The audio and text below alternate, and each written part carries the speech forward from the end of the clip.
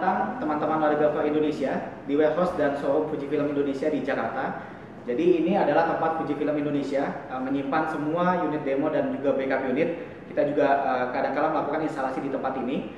Di tempat ini juga kami biasanya melakukan training kepada para application spesialis dan tim teknisi dari seluruh distributor Fujifilm di Indonesia. Insya Allah ke depan tempat ini juga akan menjadi tempat training bagi teman-teman Larigrapher Indonesia yang ingin mengetahui cara lebih dalam tentang alat-alat dan juga teknologi terupdate dari Fujifilm. Pada kesempatan kali ini saya Ahmad Salahuddin Firdaus sebagai produk spesialis PT Fujifilm Indonesia akan berbagi tentang bagaimana cara komputerografi ini bekerja. Mungkin selama ini teman-teman sudah cukup sering menggunakan teknologi ini. Ini juga teknologi yang sudah banyak sekali digunakan di rumah sakit di Indonesia. Namun belum banyak yang mengetahui tentang bagaimana sebetulnya alat komputerografi ini bekerja. Di samping saya ini ada alat, salah satu alat yang dimiliki oleh Fujifilm. Jadi ini adalah Fujifilm komputerografi untuk tipe Capsula XL2. Ya. Kemudian sebelum kita masuk untuk unboxing unit Capsula XL2 ini, saya akan sampaikan tentang item-item apa saja yang digunakan dalam pemeriksaan radiologi menggunakan komputerografi. Jadi di sini ada imaging plate dan kaset yang tentunya dia sudah dalam satu paket seperti ini. Jadi kalau Fujifilm kita terpisah untuk kaset dan IP-nya. Jadi ini tujuannya adalah ketika ada kerusakan atau ada gangguan di IP-nya, itu cukup hanya tinggal mengganti imaging plate-nya saja. Jadi tidak usah mengganti dalam satu paket. Kemudian di sebelah sini ada reader unit. Di sini juga ada macam-macam tipenya sebetulnya. Ini adalah untuk membaca kaset atau imaging plate ini nanti akan dimasukkan ke dalam sini untuk dilakukan proses imaging. Jadi nanti akan proses perubahan gambar nanti akan terjadi di dalam sini. Kemudian ada satu lagi item yaitu di konsol atau workstation. Jadi konsol ini nanti adalah untuk tempat input ID atau nama pasien dan juga nanti kita melakukan adjustment, editing semuanya di konsol atau workstation ini.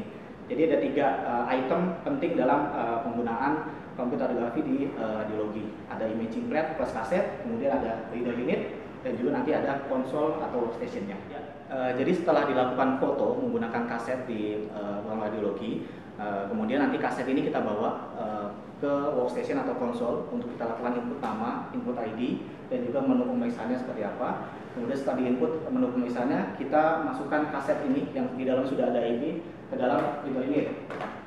Jadi nanti prosesnya seperti ini. Kemudian di sini akan dilakukan 2 tahap sebetulnya. Ada tahap untuk membaca gambar atau image, kemudian yang kedua adalah penghapusan. Jadi setelah dilakukan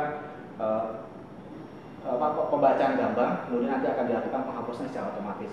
Untuk prosesnya biasanya untuk pembacaan itu sekitar 30-35 detik, kemudian nanti alat ini akan langsung otomatis menghapus image yang tersimpan di dalamnya.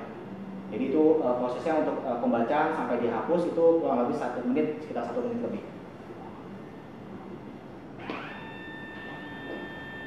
Ya, ini masih proses pembacaan, ini masih pembacaan kaset atau imaging plate-nya. Sekitar 30-35 detik. Ya, ini sudah selesai. Jadi ketika selesai jangan lupa untuk dicabut. Jadi ini tujuannya adalah supaya alat ini tetap awet, karena sebetulnya ketika dia masuk ke dalam ada bagian di dalam ini yang menahan kaset untuk supaya tidak jatuh. Jadi tujuannya supaya kita angkat kaset ini adalah supaya tetap awet untuk unitnya. Oke. Kemudian untuk selanjutnya kita akan melihat lebih detail dan lebih jelas. Kalau tadi mungkin teman-teman sudah lihat dalam keadaan kondisi kapsula ini ketutup, nanti akan kita buka. Nanti saya akan minta bantuan Mas Wandi sebagai teknisi Fujifilm Indonesia. Mas Wandi, silakan bisa join, Mas.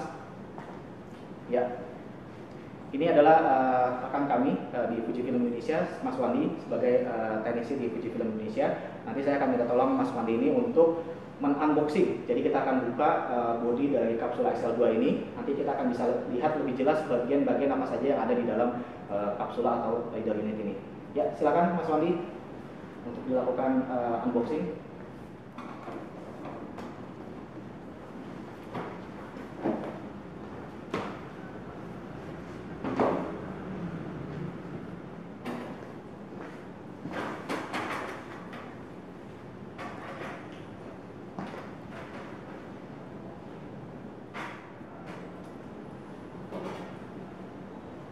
Baik, di sini saya akan menjelaskan beberapa bagian teknis dari alat kapsula XL2 ini yang bisa saya jelaskan secara teknis.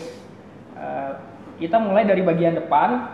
Bagian depan ini yang terlihat adalah board controller. Controller ini berguna untuk mengkontrol semua fungsi dari komponen-komponen alat kapsula ini. Kemudian di sini ada PMT dan ada laser optik.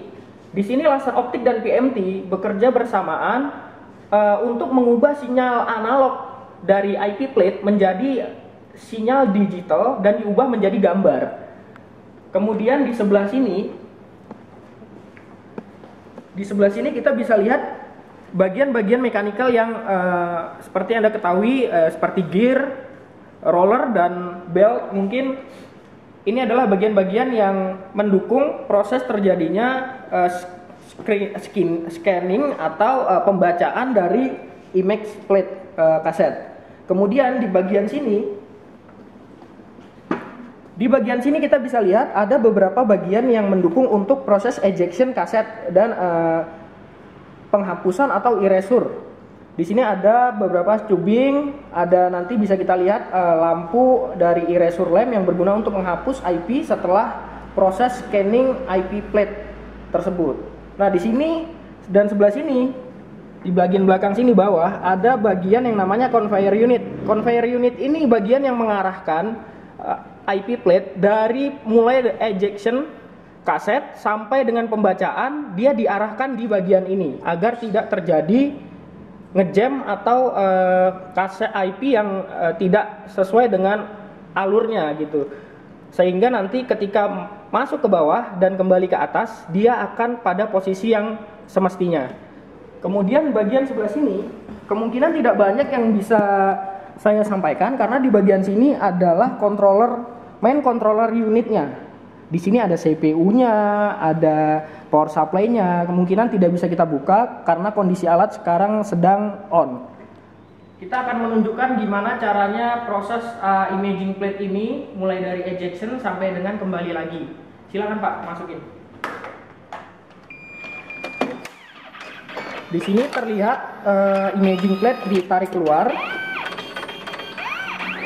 dan menuju ke conveyor unit untuk selanjutnya dibaca di bagian sini. Di sini PMT dan laser itu bekerja bersamaan untuk membaca sinyal analog dan akan diubah menjadi sinyal digital dan akhirnya nanti bakal menjadi image atau citra yang ditampilkan di konsol. Sekarang dia kembali menuju conveyor dan sekarang proses penghapusan gambar. Bisa dilihat itu LED-nya, LED erasure-nya sedang nyala sambil imaging plate-nya kembali ke kaset.